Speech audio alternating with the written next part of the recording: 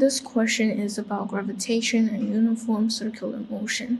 So Phobos, the moon of Mars, has an orbital period of 7.7 hours and a orbital radius of 9.4 times 10 cubic kilometers. Outline one Phobos moon with circular motion. So for this one, they're basically testing about your conceptual understanding of centrifugal force. So the first thing you need to know is that centrifugal forces is always provided by some other force. So in this case, gravitational force provide centrifugal force. And this centrifugal force always point to the center of its circular path.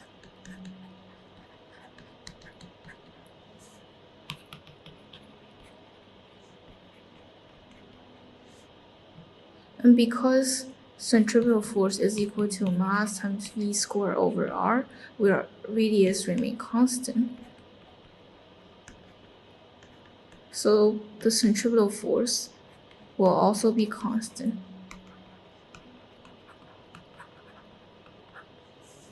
And since centrifugal force is constant,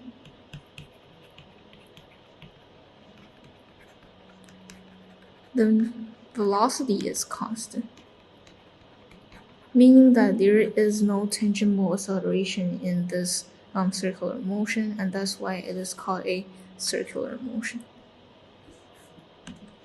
Show that the orbital speed of Phobos is about 2 kilograms per meters. So this one you need to pay attention to here. Orbital period. And we know orbital period is equal to 2 pi r, where r is radius, divided by their speed. And here we know their radius, we also know their period. So the only thing we need to know is we need to calculate their orbital speed. So orbital speed is equal to 2 pi r divided by their orbital period, which is equal to 2 pi multiplied by their radius, 9.4 times 10 to the third power, divided by their orbital period, so 7.7 hours, and you need to convert that to seconds. So 1 hour has 16 minutes, and 1 minute has 16 seconds. So here now you can calculate their orbital period. And this is gonna be equal to 2.13 times 10 to the third power meter per second. And now they're asking you to deduce the mass of Mars. So how can we do this? So always remember that centrifugal forces is always provided by some other force, and since gravitational attraction force provides centrifugal force in this problem, you can write out the equation of Fg is equal to Fc, where Fg is gravitational force, and gravitational force is equal to g constant multiplied by mass 1 multiplied by mass 2, so mass of Mars, divided by their distance squared is equal to centrifugal force, so m multiplied by v squared divided by r. Now we can cancel out some common term. So m here cancels out, radius here cancels out, and then we know mass of Mars is gonna be equal to v squared multiplied by radius divided by g constant, and this is equal to 9.4 multiplied by 10 to the third power. Let me check. So radius, this is radius, and their velocity is here. Calculate in this problem. So here's radius multiplied by their velocity square,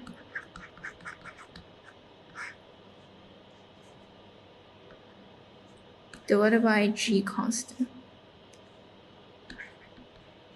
So 6.67 multiplied by 10 to the negative 11th power. And this is gonna give us an answer of 6.4 multiplied by 10 to their 23rd power. What's a unit of kilogram? A small ball of mass m is moving in a horizontal circle on the inner surface of a frictionless hemispherical ball. The normal force N makes an angle theta to the horizontal. State the direction of the resultant force on the ball.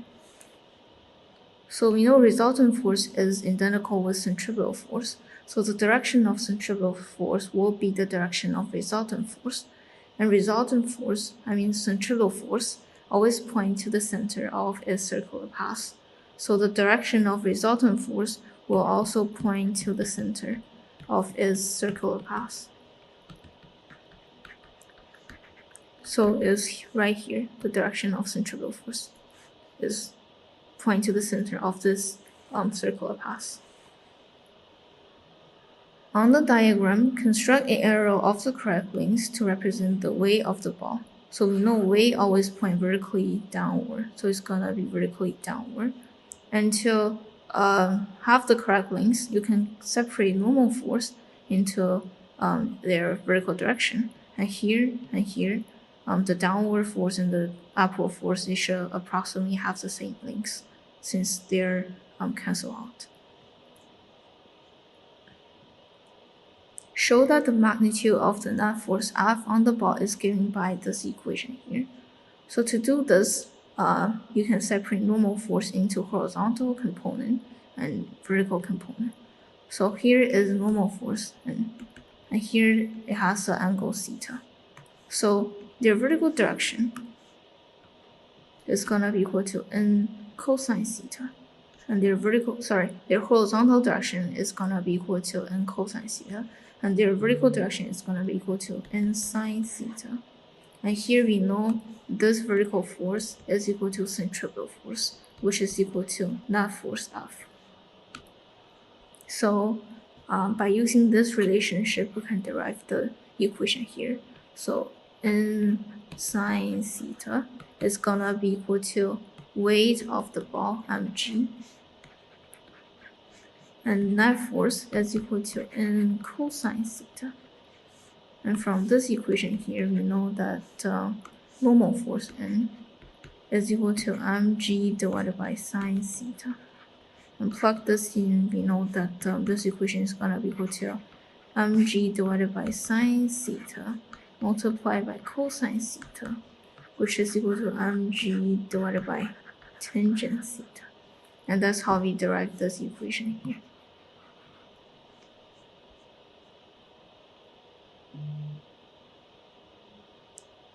The radius of the ball is 8.0 meters and theta is 22 degrees. Determine the speed of the ball.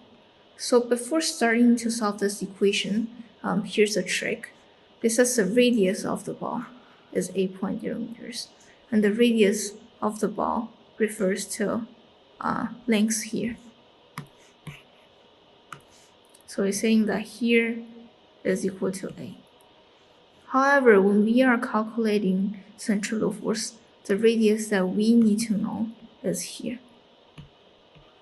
So how can we solve for this? So same thing, you need to use trigonometry. So here is R, here is R, and here is angle theta. So R is equal to capital R cosine theta, right? So this is the radius we want. So go back to this problem here. You know that the radius we want is equal to R cosine theta. Right? And now how do we solve this problem? So from here we know this equation here. So we can set an equation that mg divided by tangent theta is equal to centripetal force v squared divided by R. Right? And R will cancel out on both sides. So g divided by tangent theta is equal to v squared divided by R. So v is gonna be equal to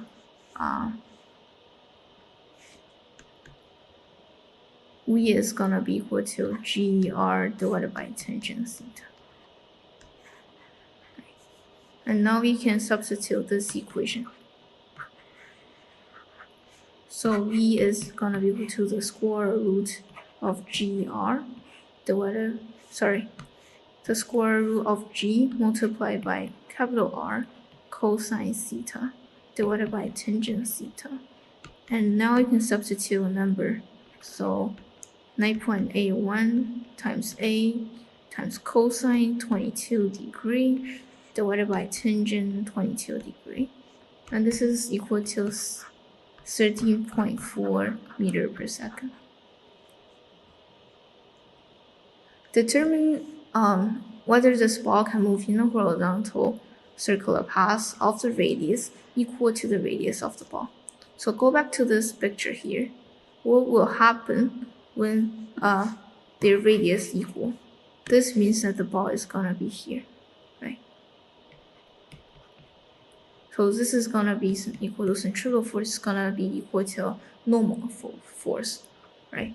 However, what happens is here, the ball at the same time receive a force of gravity by Earth, so they have weight, but no force in vertical direction will point to the upward direction to cancel this force off. So the ball is actually gonna fall. So it's not gonna be stabilized. The system will not be balanced. So the ball cannot move in a circular path of radius equal to the radius of the ball. So the answer is no, because no force will balance its weight.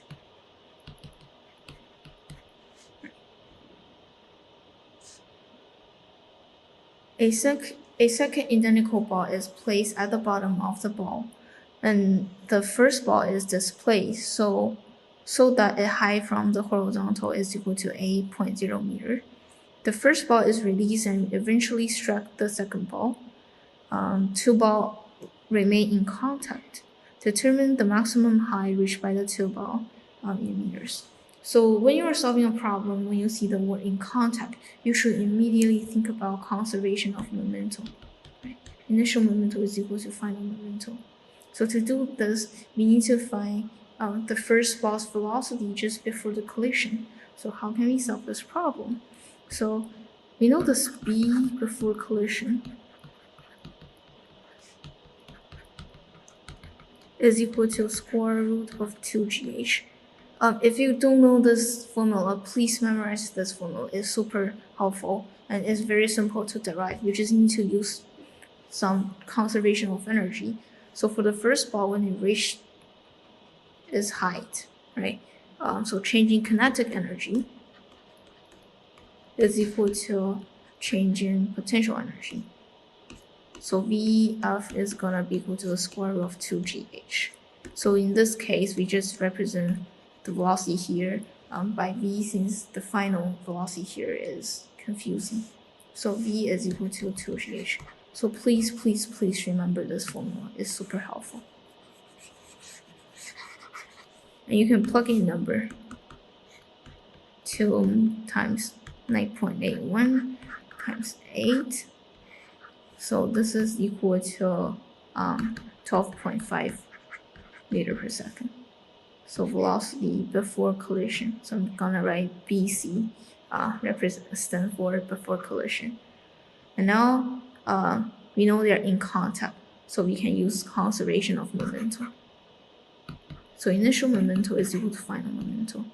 And the initial momentum, so first ball, mass V multiplied by their velocity before collision, plus the momentum of the second ball, which is 0 since it is in stationary, is equal to their final momentum.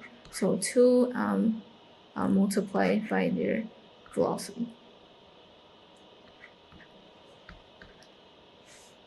So how am I supposed to represent this point here? So I'm just gonna represent this by using V.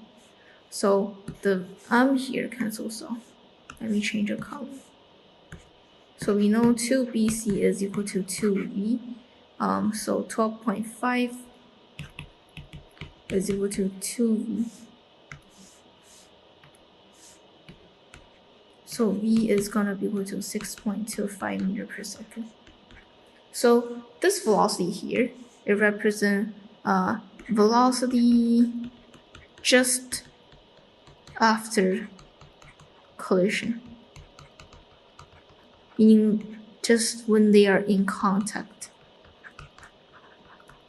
Right, so this is their velocity just after the two balls are in contact. So now what happens is the ball will move, and when they reach their maximum height, it's gonna have a velocity of 0 meter per second. And now we can just think this problem as a simple motion in two-dimensional problem. So we know that their final velocity is equal to 0 meter per second. And we know their initial velocity. So initial velocity means when the two balls are in contact, when they are just in contact, which is velocity here, is equal to 2.5 meter per second. And we are trying to find their vertical height. And we know their acceleration is equal to 9.81 meter per second squared.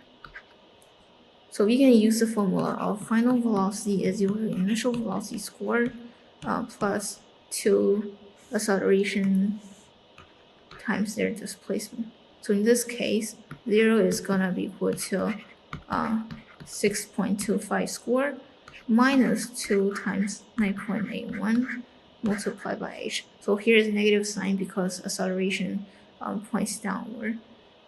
So h is gonna be equal to 6.25 squared divided by 2 multiplied by 9.81, which is equal to 2.0 meter. So this is the answer for the last problem. So here is where you can find all of those problems I have posted in my video. So you can come to my website. You can either click on physics bottom here, or you can go to IB Physics, Circular Motion and Gravitation, Revision and Test. So here I have summarized a list of important formula that are not shown by IB Physics data booklet. So it will be very helpful if you can take a look at it. And I have also created some revision guides, so you don't have to go through all of those problems. However, if you do want to solve many problems, I have also uploaded all of those questions with video solution. And here you can download paper 2 question. The two arrows in the diagram shows the gravitational field strength vector at the position of a planet due to each of two stars of equal mass m. Each star has a mass of 2.0 times 10 to the 30th kilogram. The planet is described at a distance of 6.0 times 10 with a power of 11 meters from each other. Show that the gravitational field strength at the position of one planet of the planet, due to one of the star is equal to this quantity here. So here you need to calculate gravitational field strength due to one of the star at the position of the planet. So gravitational field strength is equal to g constant multiplied by mass of this planet, divided by radius squared. It should be mass of star. So now we can just plug in number into here. So g constant is equal to 6.67 times 10 with the power of negative 11 multiplied by mass of the star, which is equal to 2.0 multiplied 10 with the power of 30 divided by radius squared. So their radius is here. So 6.0 times 10 to the 11th power squared. And this is equal to 3.7 times 10 with the power of negative 4 and with the unit of Newton per kilogram. Right. So this is gravitational field strength. So just be aware that here actually should be the mass of star, since we are calculating gravitational field strength due to the star. So we need to use mass of the star instead of mass of the planet. Calculate the magnitude of the resultant gravitational field strength at the position of the planet. So here, from this diagram here, we know that it received two gravitational field strengths by two stars, which point this direction and this direction, and they have the same angle. So you can separate them into vertical direction and horizontal direction. Right? So vertical direction is gonna be this one here, and this one here. And horizontal direction will be here. And you will see that the horizontal direction, what happened is they cancel out. So we only have two gravitational field strength in the vertical direction. And we know that here is equal to G. So now you can just solve this problem by using simple trigonometry. So if here is G, and here the angle is 34 degree, how can we solve for the vertical direction? So let me change the color.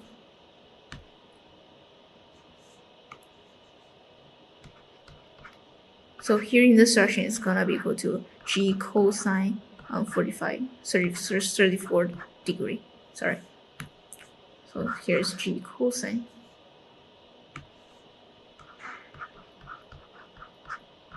And to calculate total gravitational field strength, you need to multiply by 2.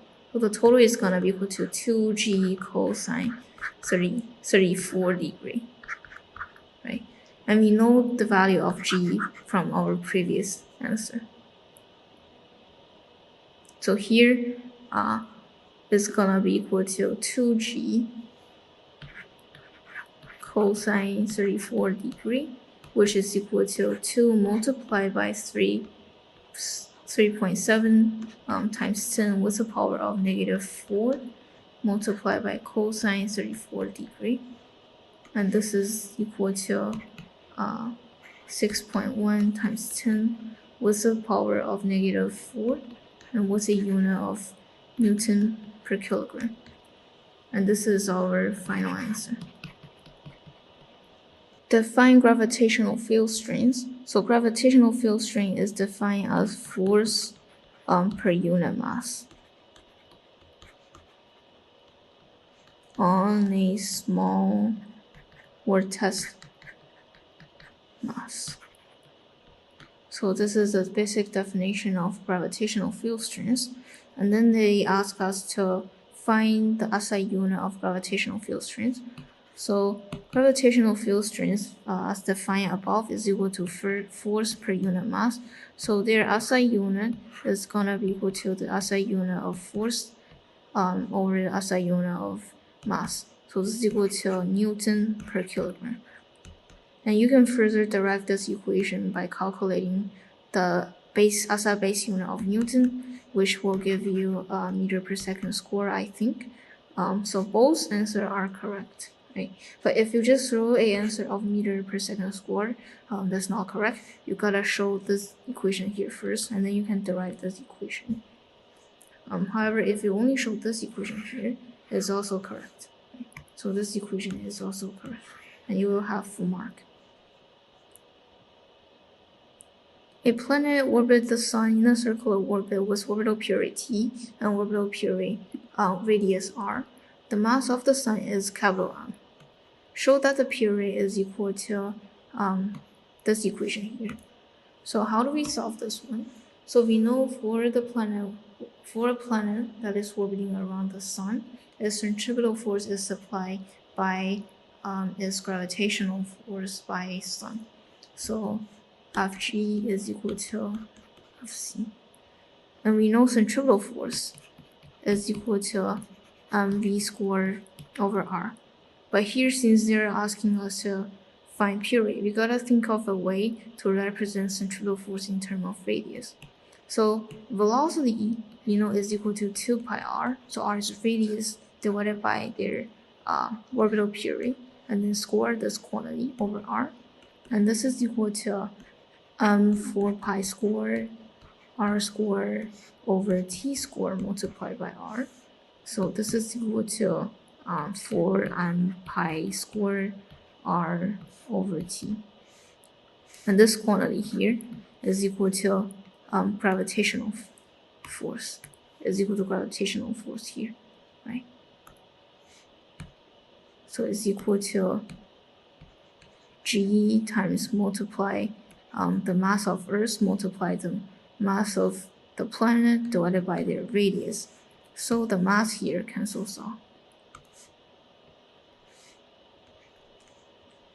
And this equation will become 4 pi squared multiplied by r divided by t is equal to g multiplied by mass of sun divided by radius squared. So t is gonna be equal to 4 pi squared. So r multiply r squared is equal to r cubic divided by g. And then you need to take the square root. Right. Oops, sorry, here I forgot to write the square here. So here is square. Sorry, I'm so sorry. So here is t squared. So that's why we have a square root here. And that's how we derive the equation here. The sun's orbit around the sun is almost circular with a radius of 1.5 times 10 to the 11th power meter. Estimate the mass of the sun. So we know their radius.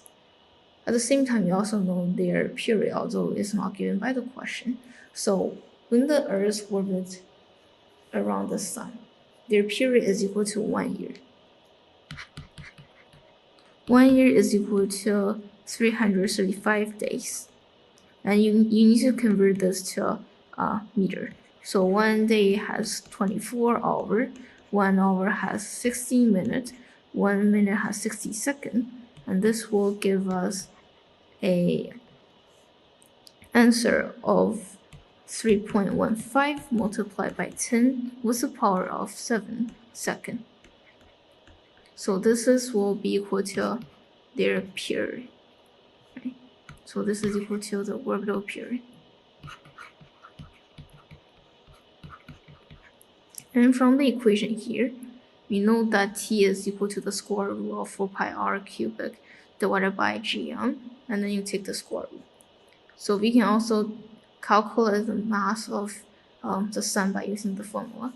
So t is equal to the square root of 4 pi r squared divided by gm. So mass is gonna be equal to t squared. So let's do this step by step. So t squared is equal to 4 pi square r cubic divided by gm. So m is gonna be equal to this quantity here. Right. So this is the mass of m. And now you can just plug in number. So m is equal to 4 pi squared multiplied by radius, which is equal to 1.5 times 10 with the power of 11. And then cubic divided by g constant multiplied by orbital period squared.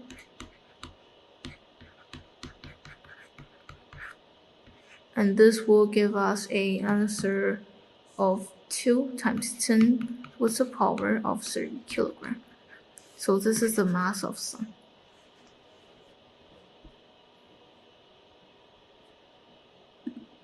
This question is about circular motion. A ball of mass 0.25 kilogram is attached to a string and is made to rotate with a constant speed v. Along a horizontal circle of radius r is equal to 0.33 meter. The string is attached to the ceiling and makes an angle of 30 degrees to the vertical. On the diagram above, draw and label arrow to represent forces on the ball in the position shown. You need to represent the force. So here is tension, and here you receive a force by gravity, by the planet, which is weight. So for clarity of the problem, I'm not gonna draw the force on the picture, but I will draw it here. So first of all, you receive a tension by the string, and remember gravity always exists, so it's equal to weight. So in IB, you need to represent weight by using the letter W, G, or FG. Please do not use capital G, since they also represent gravitational the universal gravitation constant. So if you use the letter capital G, it will mark you wrong and you will lose point. And when you're drawing this, make sure that the vertical component of the tension has a similar length, identical length to be more specific, identical length with weight. State and explain whether the ball is in equilibrium. So you can separate the force of tension into vertical component and horizontal component. So here is going to be a horizontal component, and here will be a vertical component. So it's going to be something like this. Ty, and this is weight, and this is Tx. So you can see that there's no force to balance tension in horizontal direction. So the ball is not in equilibrium. Is not in equilibrium because no force will balance tension. So I'm just gonna write T in vertical direction, so x direction. So there's will be a net force. So there will be a net force.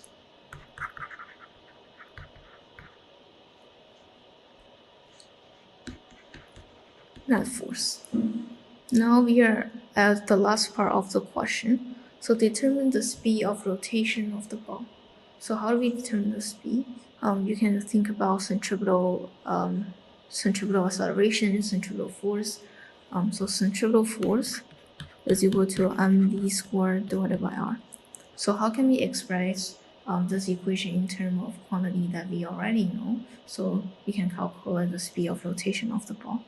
So we can do this by using force diagram here. So here. So we know it receives a force of tension here, right? You receive a tension, and we can separate tension into different components. And this here, this horizontal component here, is what it's known as centripetal force. So tension in the horizontal direction provides centripetal force in this problem. And we know that Ty is equal to W. So tension in the vertical direction is equal to weight. So from this, we can list the different equations to solve the problem. So Ty is equal to weight, and Ty is equal to T cosine 30 degree, right? Because this is T, and this is 30 degree. So here is gonna be equal to T cosine 30 degree. And the horizontal direction is gonna be equal to T sine 30 degree. So T cosine 30 degree is gonna be equal to mg, and Tx is equal to v squared divided by r. And we can also express Tx in terms of trigonometry. So T sine 30 degree is equal to mv squared divided by r. So this is equation 2. And from equation 1, we know that tension is equal to mg divided by cosine 30 degree, right? And we can substitute this into equation 2. So into equation 2, we got, so T sine 30 degree, so mg cosine 30 degree, mg divided by cosine 30 degree, multiplied by sine 30 degree is equal to mv squared divided by r. And m on both sides will cancel out. And sine 30 degree over cosine 30 degree is equal to tangent 30. So g tangent 30 degree is equal to v squared divided by r. So v is gonna be equal to g tangent 30 degree multiplied by r, and then take the square root. And now you can plug in the number into this equation. So radius in the problem is given to be equal to 0.33, and mass is equal to 0.25. So plug into this equation, so 0.33 multiplied by 9.81 multiplied by tangent 30 degree. Punch this into your calculator. You will have an answer of 1.4 meter per second. Right. So this is your velocity. This is your final answer. Stay in words Newton's universal law of gravitation. So Newton's universal law of gravitation states that there is a gravitational attraction force between any two masses. So gravitational attraction force between two point masses. And this force is directly proportional to 1 over r squared and is inversely proportional to r squared. Right. So directly proportional to 1 over r squared and inversely proportional to r squared. Right. So this is Newton's universal law of gravitation. I'm sorry for my handwriting. The diagram shows a satellite orbiting the Earth. The satellite is part of the network Global Positioning Satellites GPS that transmits radio signal used to locate the position of receivers that are located on the Earth. When the satellite is directly overhead, the microwave signal reaches the receiver 36 milliseconds after it leaves the satellite. Actually, I think it's microsecond. State the order of magnitude of the wavelengths of microwaves. So its order of magnitude is 1 centimeters. You can check the data booklet or just memorize them. Calculate the height of the satellite above the surface of the Earth. So we know the time it takes, so delta t, and we know the velocity for microwave. So velocity for microwave is light speed of light, which is equal to 3 times 10 with the power of 8 meter. So if we know their velocity, we also know their time, then we can calculate their height above the Earth. So h is gonna be equal to delta v multiplied by delta t, which is equal to 3 times 10 with the power of 8 multiplied by 37 times 10 to the negative third power. So you need to multiply by negative 3. You need to multiply 10 to the negative third power because unit conversion. So you need to convert microsecond to second. Right. And this is equal to 2.0 times 10 with the power of 7 meter. Explain why the satellite is accelerating towards the center of Earth even though its orbital speed is changing. So we know there's a centripetal force that's pointing to the center, so Fc. And we also know there's a velocity that's tangent, Vt. And the direction of velocity changes, right? Always changes. So if the direction of velocity changes, it means the velocity changes. And if there's a change in velocity, there must be a change in acceleration. Right? So change in acceleration. And that's why even though the force remains constant, it's still accelerating. And this changing caused by change in direction. Because acceleration and velocity are vector, so they contain both magnitude and direction. So a change in direction or a change in magnitude will lead to a change in velocity and a change in acceleration. Calculate the gravitational field strength due to the Earth at the position of the satellite, given the mass of Earth and the radius of Earth. So here is Earth, and here is the satellite. Right? Here is satellite. And we know here is delta H. Calculate above, and here is radius of Earth. So gravitational field strength is equal to G times mass of Earth divided by radius squared. And radius is equal to this quantity here. So delta H plus radius of Earth.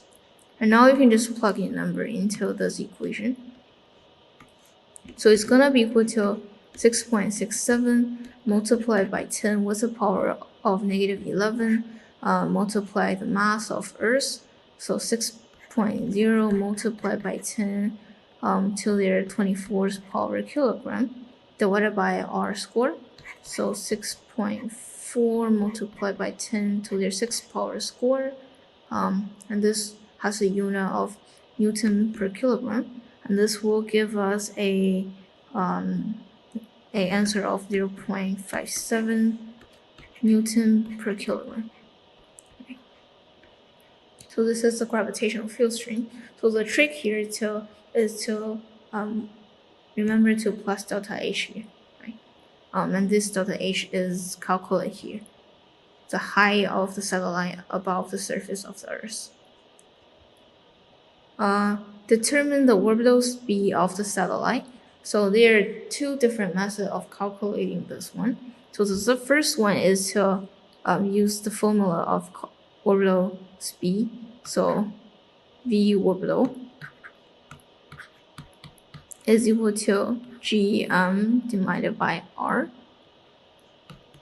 This is equal to 6.67 multiplied by 10 with the power of negative 11 multiplied by mass of Earth, so 6.0 times 10 with the power of 24 divided by their mass, so same thing here. So you gotta delta H plus our radius of Earth. Actually, I think I made a mistake here, so I forgot to plus delta H, sorry. I'm really sorry about the mistake. So this part is radius of Earth.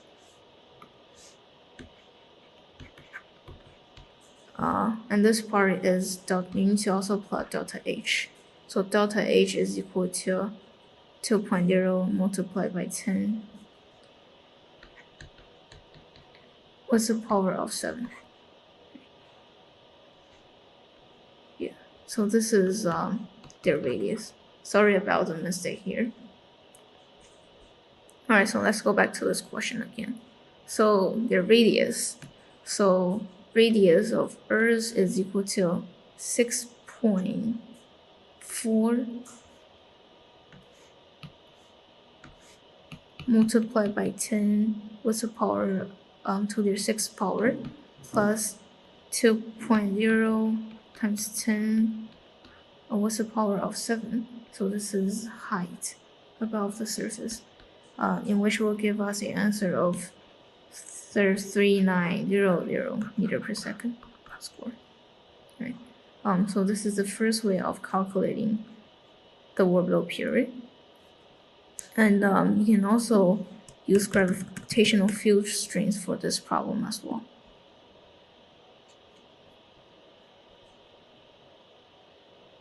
So let me just quickly rewrite here.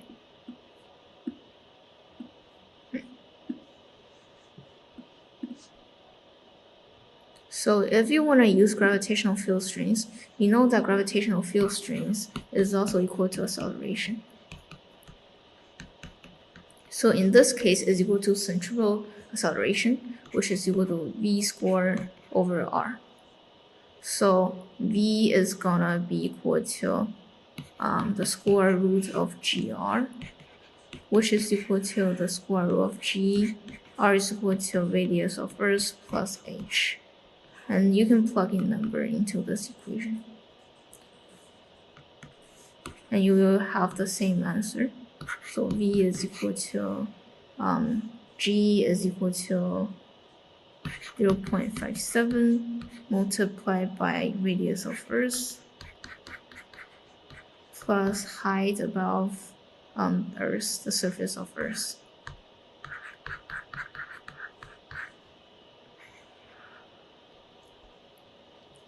So this is also equal to 3,900 meters per second. Now we need to determine the orbital period of the satellite. So we know their orbital speed, we know their period, so we can also determine their we know their radius. We also know their velocity, so we can also determine their period. Right? So period is equal to 2 pi r divided by v, which is equal to 2 pi radius of Earth plus h divided by v. Plug in number 6.4 times 10 to the 6th power plus 2.0 times 10 to the 7th power divided by their velocity. And you will maintain a answer of, let me punch that into my calculator.